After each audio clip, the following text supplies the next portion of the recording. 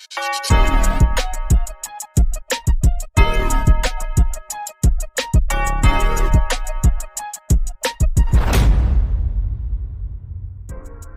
right, you tuned into a preview of Texas A&M versus Samford. A&M's last home game, number 3 Texas A&M. The CFP rankings just came out. We're recording this on Tuesday night. Hunter, thoughts on this matchup against one of the few FCS or only FCS team that Texas A&M's played this season?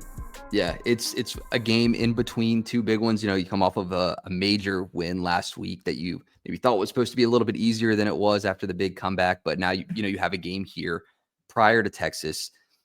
Don't look past it. It's another opportunity. That's how you have to view a game like this. It's a good shot, even though Samford, they've had their struggles this season. The only win that they have was against VMI, who only has one win themselves.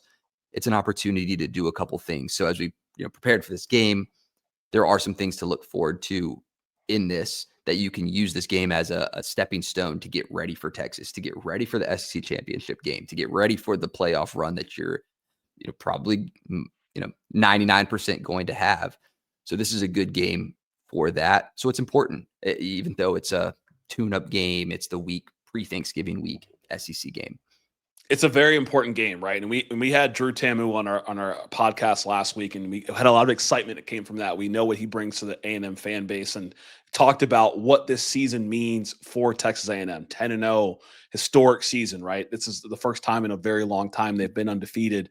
When you think about this matchup, one of the things that you talked to me about was the depth around the wide receiver and the running back position. We talk a lot about some of the main guys, the Reuben Owens, the Le'Veon Mosses, who are hopefully coming back. Talk a little about the depth at the offensive positions and maybe what you want to see in this game. Yeah, this is a great opportunity to let the young guys get reps. And we've kind of seen that be a part of this team, whether it was, by design or because of injury. On the receiving side, Craver and Concepcion, two of the best to do it in the SEC right now. They're making up 52% of the team's receptions, 52% of the touchdowns, just those two guys. But you have those rising guys up the ranks, the freshmen, Ashton Bethel Roman. You have Isaiah Williams had his touchdown in his first action last week against South Carolina to break open the scoring in the second half. I think this is a good opportunity for those two guys to continue to get hot, to be an additional option, to start jumping up as, a good third or fourth option. On the running back side, you mentioned Le'Veon Moss out on injury. We'll see, what his timeline is to come back. Reuben Owens left the South Carolina game with an injury. It doesn't seem serious, but now you want to start working in some of the additional guys that have played throughout the season. We saw Jamarian Morrow, the freshman, in the game last week. So this is a good opportunity for those guys to start getting more comfortable should you have injuries that persist into the playoffs. It hasn't been talked about too much, but is there any concerns around maybe the hangover we saw from the first half performance against Texas A&M versus the second half performance? And maybe that's something that they should focus on in this game against Samford. Like, are you concerned about this offense putting together a full 4 quarters, whether it's Samford's opponent or just in general, their overall posture for the game? Yeah. Less about like the team that came out that way, because I don't think that's who Texas A&M is. It's less about the offense coming in soft or how they came against South Carolina. Like, there are some things to talk about that. It's obviously not going to turn this game into a losing opportunity for them, but it's more, what was it? Was it coming in underprepared versus South Carolina, looking ahead towards Texas, or are there actual things to pull from that game when you're looking at Texas and you're like, oh, that could happen again? I think there's some things to talk about. Turnovers we can talk a little bit about, but I think that was just a one-time thing that hopefully this team has passed, that you learned your lesson. Yeah, you definitely think so, right? And of course, the opponent in Samford, right? They're not getting a ton of turnovers. Their quarterback Brady Stober on the season, 7 touchdowns, 7 interceptions. One of the things you talked about, or you talked to me about it and noted, was this Samford defense and what they can do on the edge. Would love your thoughts on that and maybe how that could show in this game, or how A&M can use those looks to get better. Yeah, there's not a whole lot of strong stuff, like you said, coming from the Samford team. They're having their struggles. I didn't watch much Samford football. The most I knew about Samford, I know about Duck Hodges, FCS leader there, being a Steelers fan myself, knowing that history there. But, what they're doing decently well is Donovan Grayson there on the edge for Samford. He's got 20 pressures, 7 sacks on the year. Just be one of the guys to watch, especially as you look at A&M. how the offensive line has been one of the best in the country. But last week against South Carolina, they've let up the most pressures they did since the Notre Dame game. 15 pressures in that game. We saw a couple sacks on Marcel Reed that impacted the turnovers in that game. So although I don't think Samford gets a tremendous amount of pressure here because of the size matchup, the ability matchup, it's just something to keep an eye on, when you're looking at this offense, instead of just looking at the skill players, how are they doing, blocking the edge here? Yeah, and it's something to definitely look at. In our preview, I think the Oklahoma preview, I talked about in a weird way. I talked about A&M's offensive line allowing the least amount of sacks in the SEC. I think they had 10 sacks in the season. Didn't see that as much against South Carolina. Probably not going to see that as much against Samford, but a good practice game to have good protection before you play Texas with Colin Simmons coming off the edge and kind of thinking about the opponent ahead without looking too far ahead. Would want to see a good offensive line performance.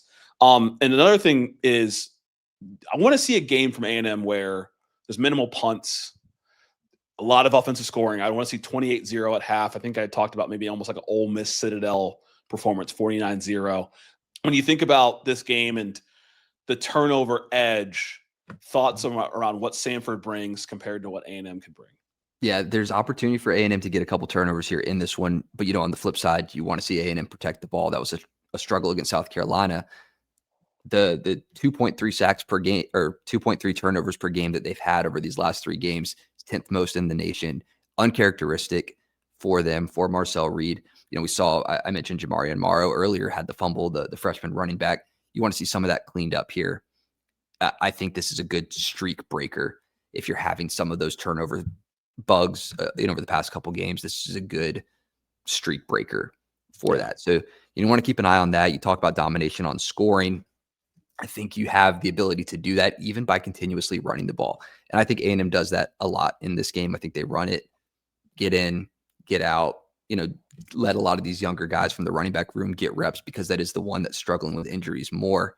There's going to be a lot of opportunity to run the ball in this game because of the defense, the defensive formation, the defensive style of the Samford team too. Yeah, it's a grueling season in the SEC, and all the talking heads talk about it. And this is kind of, people kind of talk about this middle of the season SEC week. At the end of the day, you schedule 4 out of conference games. You decide when those ultimately are. So every other conference can schedule them whenever they want to. We saw Texas do it for 4 straight weeks. We see a lot of SEC teams squeeze in a Coastal Carolina like South Carolina. They squeeze in a Eastern Illinois like Alabama. And so this is a well-timed game for A&M. And who were they to know that Samford would be 1-8? We saw Tennessee Tech last week for Kentucky was 10-0, right? Their coach was complaining about the fact that they had to play a Kentucky team before playing a game to determine if they won the conference the following week because they were worried about injuries.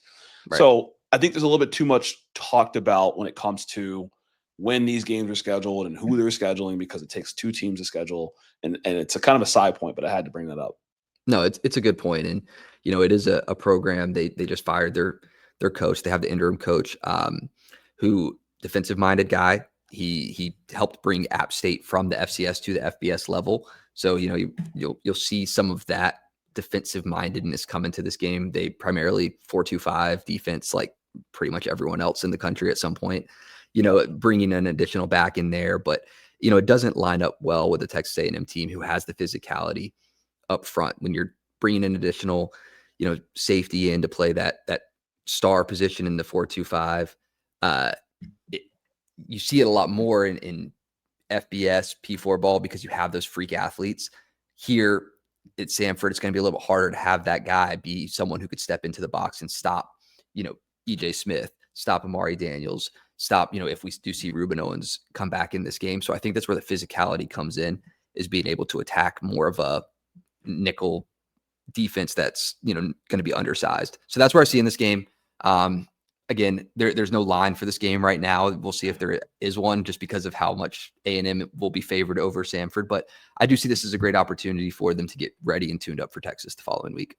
I think so. I mean, we saw a 41.5 point line for Tennessee versus New Mexico State. I don't think Tennessee covered that last week. I mean, if there's a line for this one, it's got to be over 40. I mean, 50, 50, which I might take Samford for 50. Like, I just don't know if anybody's putting a 50 ball on a team. It's not even because they're not 50 points better. It's just the flow of the game. But yeah, I saw someone said that I think the SP plus analytics had a 75-0 projection on this game. So I don't know how that was all calculated or where that came from, but it'll be crazy, but it'll still be an exciting one. Potentially the last game in College Station for the season, a big one for the seniors to get their, last game there in that stadium. A lot of momentum coming off of the week last week. Marcel Reed making a Heisman push. He had his, Heisman moment last week, especially how he performed in that second half. Love to see it. We'll be keeping an eye on this one. Texas A&M fans also tune into the Texas-Arkansas game. It's going to be important as you go, through the season into the following week, what you might be expecting from Texas. They'll be playing Arkansas this week. It's gonna be a really big one, and definitely something to watch. This game's on SEC Network Plus. I might have to sign up just so I can watch it. ESPN's finding another way to get some money out of me, but like I said, I'm assuming it'll be 49-0. It's really tough to make a prediction on this game. It's just kind of throwing a shot in the dark, but a lot to watch for, a lot to watch around the SEC, and it'll be fun. It'll be definitely an interesting one. So if you like content like this, game previews, game recaps, special segments, SEC championship game scenarios, we got the best SEC championship scenario guy on the internet, Hunter Ziesman. Tune into the new SEC podcast. As always, we love talking Texas A&M football and everything around the SEC. So I'm Randall Nett Jr. We got Hunter Ziesman. And thank you once again for tuning in.